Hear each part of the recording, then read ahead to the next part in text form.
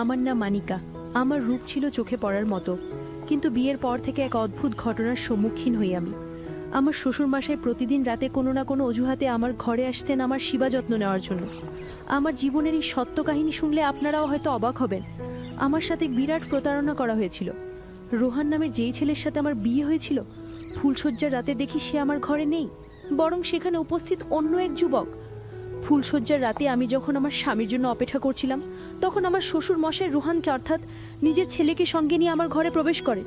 আমি তো এই দৃশ্য দেখে অবাক হয়েছিলাম যে শ্বশুর মশাই কেন এভাবে নিজের ছেলেকে ধরে আমার ঘরে নিয়ে এসেছেন। এরপর বর আমার কাছে এসে হঠাৎ আমার কানের কাছে চেঁচিয়ে বলে, কই গো নতুন বউ, আমার চকলেটটা দাও দেখি, বাবা বলেছেন চকলেট তোমার গাছেই আছে। বরের অস্বাভাবিক আচরণে আমার সন্দেহ হয়। আমি তার মুখ থেকে পাগড়িটা সরিয়ে যখন তাকালাম, আমার পায়ের তলার মাটি কেঁপে ওঠে। মণ্ডপে যে ছেলের সাথে আমার বিয়ে হয়েছিল, এ তো সে নয়। ছেলেটার অদ্ভুত আচরণ দেখে আমি ভয় পেয়ে ঘর থেকে বেরিয়ে যাই এবং চিৎকার করে শ্বশুরমশাইকে ডাকতে থাকি। শ্বশুরমশাই আমার চিৎকার শুনে কাছে এলে আমি তাকে কাঁদতে কাঁদতে বলি, বাবা আপনি কাকে আমার ঘরে রেখে গেছেন? ও তো স্বাভাবিক নয়, আমার তো রোহনের সাথে বিয়ে হয়েছে, রোহন কোথায়? শ্বশুরমশাই তখন এক রহস্যময় হাসি দিয়ে আমার কাঁধে হাত রেখে বললেন, বৌমা, এই তো রোহান, এই আমার একমাত্র ছেলে, যার সাথে তোমার বিয়ে হয়েছে। এই ছেলেই তোমার স্বামী, যাও ভেতরে যাও। আমি আতঙ্কিত হয়ে বললাম, বাবা আপনি একবার ভেতরে এসে দেখুন, এই ছেলেটা রোহান নয়, এর সাথে আমার বিয়ে হয়নি। কিন্তু আমার শ্বশুরমশাই আমার কোনো কথা না শুনে আমাকে জোর করে ঘরের ভেতর ঠেলে দিয়ে বাইরে থেকে দরজা বন্ধ করে দেন।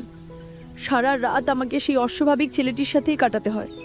আমি বুঝতে পারছিলাম যে আমাদের সাথে বিরাট বড় এক ছলনা করা হয়েছে। আমি স্বপ্নেও ভাবতে পারিনি আমার জীবনে এমন কালো দিন নেমে আসবে। সেই মুহূর্তে আমার মাথা কাজ করা বন্ধ করে দিয়েছিল। আমি বুঝে উঠতে পারছিলাম না আমার কি করা উচিত। পরের দিন সকালে আমি আমার বাবা মাকে ফোন করে সব ঘটনা জানাই। তারা আমার শ্বশুর বাড়িতে এলে আমি তাদের খুলে বলি যে কিভাবে শ্বশুরমশাই তাদের কর্মচারীর ছবি দেখিয়ে আমার বিয়ে তার মানসিক ভারসাম্যহীন ছেলের সাথে দিয়েছেন। আমার সব কথা শুনে মা আমাকে একটি চড় মেরে বললেন, তোর লজ্জা করে না নিজের শ্বশুরমশাই নামে আমার মিথ্যা অপবাদ দিতা? আমি মাকে বললাম, মা তুমি আমার কথা বিশ্বাস করছো না, চলো আমার সাথে, আমি তোমাদের উপরে নিয়ে গিয়ে দেখাচ্ছি যে ছেলেটা কাল রাতে আমার সাথে ছিল সে আসলে কে। আমি যখন বাবা মাকে টেনে উপরের ঘরে নিয়ে গেলাম সেই ছেলেটাকে দেখানোর জন্য, তখন দেখি সব ঘর ফাঁকা, ছেলেটা কোথাও নেই। তখন আমার মা আমার হাত ধরে টেনে বললেন, যার সাথে তোর বিয়ে হয়েছে সেই রোহানের সাথে তো আমরা এখানে এসেই দেখা করেছি। রোহান আমাদের সাথে দেখা করে নিজের কাজে বেরিয়ে গেছে। সে তো সম্পূর্ণ সুস্থ আর স্বাভাবিক, সে অস্বাভাবিক হবে কেন? তোর কথা শুনে মনে হচ্ছে তুই আমাদের বোকা বানানোর চেষ্টা করছিস। ব্যাকানিকা, একটা কথা ভালো করে শুনে রাখ, এরপর যদি আমাদের ফোন করে বিরক্ত করিস আমরা ভুলে যাব যে আমাদের কোনো মেয়ে ছিল। তোর জন্য আজ আমাদের সম্মান ধুলোই মিশে গেল। ঠিক সেই সময় আমার শ্বশুরমশাই মুচকি হেসে আমার বাবা মাকে বললেন, হয়তো আমার ছেলের সাথে আপনার মেয়ের কোনো বিষয় নিয়ে মনোমালিন্য হয়েছে, তাই ও রেগে গিয়ে আপনাদের ফোন করে ডেকেছে। এরপর আমার শ্বশুর আমার কাছে এসে খুব স্নেহের সাথে আমার মাথায় হাত বুলিয়ে বললেন, দেখো বৌমা, যা হওয়ার তা তো হয়েই গেছে, এখন সব কিছু মেনে নিয়ে এই বাড়িতেই থাকো এবং আমাকে সন্তুষ্ট রাখো। শ্বশুরমশাইয়ের কথা শুনে আমি রেগে গিয়ে বললাম, আপনার লজ্জা হওয়া উচিত, আপনি আমার মতো একটা তরুণী মেয়ের জীবনটা নষ্ট করে দিয়েছেন, আর এখন বলছেন আমাকে সন্তুষ্ট রাখতে। সবকিছু জেনেও আপনি কেন আপনার মানসিক ভারসাম্যহীন ছেলের সাথে আমার বিয়ে দিলেন? শ্বশুরমশাই মুচকি হেসে বললেন, বৌমা আস্তে আস্তে সবই জানতে পারবে, এখন বেশি কথা না বলে আমার পায়ে একটু তেল মালিশ করে দাও দেখি। তিনি আমাকে রান্নাঘর থেকে গরম তেল নিয়ে তার ঘরে যেতে আদেশ করলেন। তিনি বললেন, আমি তোমার শ্বশুর, আমার সেবা যত্ন করার জন্যই তো তোমাকে এই বাড়ির বউ করে এনেছি। আমার শ্বশুর বাড়িতে আমার স্বামী, শ্বশুর মশাই আর দুজন কাজের লোক থাকতো। আমার শাশুড়ি অনেক আগেই মারা গিয়েছিলেন। আমার শ্বশুর মশাই একজন ধনী ব্যক্তি ছিলেন, তার চালের বিশাল ব্যবসা ছিল। আমার বাবা মা ভেবেছিলেন এত বড় বাড়িতে আমার বিয়ে হলে আমি খুব সুখে থাকবো, কিন্তু তারা আসল সত্যটা মানতে চাননি, তাই আমিও তাদের থেকে কোনো আশা রাখিনি। শ্বশুর বাড়িতে মাত্র 3 দিনেই আমার দম বন্ধ হয়ে আসছিল। আমার মনের কথা বলার মতো কেউ ছিল না। আমি শুধু ভাবতাম যে কর্মচারী পরিচয় দিয়ে আমার বিয়ে ঠিক করা হয়েছিল সে কোথায় গেল। তার সাথে দেখা হলে হয়তো আমি আমার সব প্রশ্নের উত্তর পেয়ে যাব। সেদিন শ্বশুরমশাই যখন তেল নিয়ে নিজের ঘরে ডাকলেন, তখন বাধ্য হয়ে আমাকে তার সেবা করার জন্য যেতে হলো। আমি যখন তেলের বাটি হাতে তার ঘরে গেলাম, দেখি তিনি আরাম করে বিছানায় শুয়ে আছেন। আমাকে দেখে বললেন, তাহলে ঠিক পথে এসেছো, নইলে কিভাবে আনতে হয় সেটা আমি ভালোই জানি। আমি যা বলবো তোমাকে তাই করতে হবে। ওখানে দাঁড়িয়ে না থেকে এদিকে এসে আমার পায়ে ভালো করে মালিশ করে দাও। তোমার শাশুড়ি মারা যাবার পর থেকে তো আমার কোনো যত্নই হয়নি। তিনি আরও বললেন, এখান থেকে পালানোর কথা ভুলেও ভেবো না, কারণ তোমার বাবা মা তো তোমার কথা বিশ্বাস করবে না। তাই এখানে থেকে আমার সেবার দিকে মন দাও, তাহলেই শান্তিতে থাকবে। শ্বশুরমশাইয়ের মুখ থেকে এই ধরনের কথা শুনে আমার লজ্জায় মাথা কাটা যাচ্ছিল। তিনি আমার গুরুজন হয়ে কিভাবে এমন কথা বলতে পারছিলেন? অনিচ্ছা সত্ত্বেও যখন আমি তার পায়ে তেল মালিশ করতে শুরু করলাম, আমার মনে হলো তার উদ্দেশ্য মোটেও ভালো নয়। আমি ভয় পেয়ে শ্বশুরের ঘর থেকে বেরিয়ে নিজের ঘরে এসে দরজা বন্ধ করে দিলাম এবং কান্নায় ভেঙে পড়লাম। আমার আর বুঝতে বাকি ছিল না যে শ্বশুরমশাইয়ের উদ্দেশ্য আসলেই ভালো নয়। এরপর থেকে তিনি যখন তখন আমার ঘরে এসে তার সেবা করার জন্য বলতেন। একদিন সন্ধ্যায় আমি খুব মন খারাপ করে ছাদে আঁকা বসেছিলাম। হঠাৎ আমার সামনে যে মানুষটি এসে দাঁড়ালো, তাকে দেখে আমি বিস্ময়ে হতবাক হয়ে গেলাম। আমার শ্বশুরের সেই কর্মচারী আকাশ আমার সামনে এসে দাঁড়িয়েছিল। এই সেই আকাশ যার ছবি দেখে আমার শ্বশুর তার মানসিক ভারসাম্যহীন ছেলের সাথে আমার বিয়ে দিয়েছিলেন।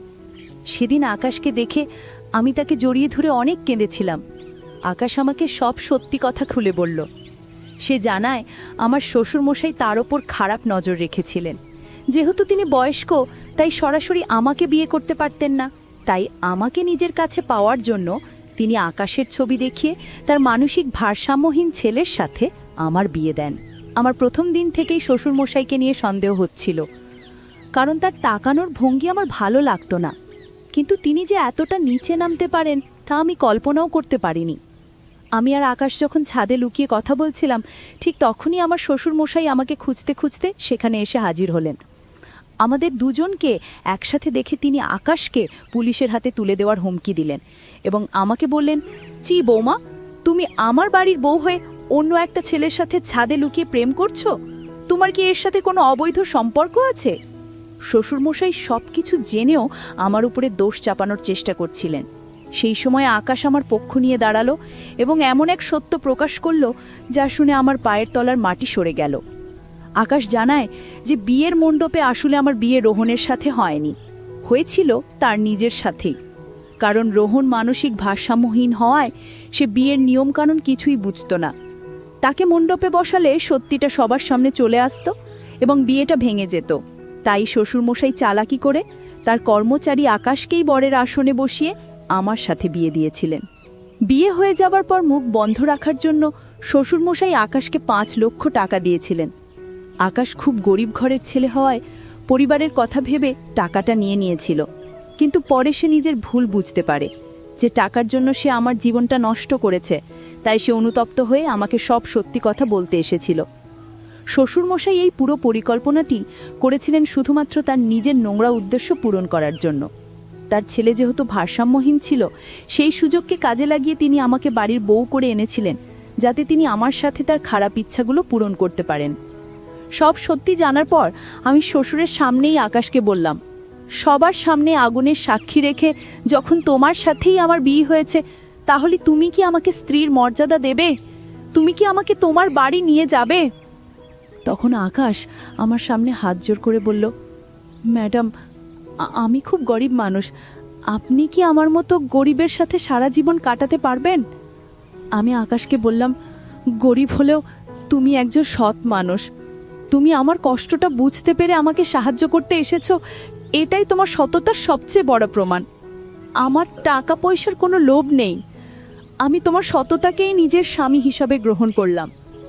আমাদের কথা শুনে শ্বশুরমশাই আকাশের সামনেই আমার হাতটা শক্ত করে ধরে বললেন, এই মেয়ে, তোর কি মাথা খারাপ হয়ে গেছে?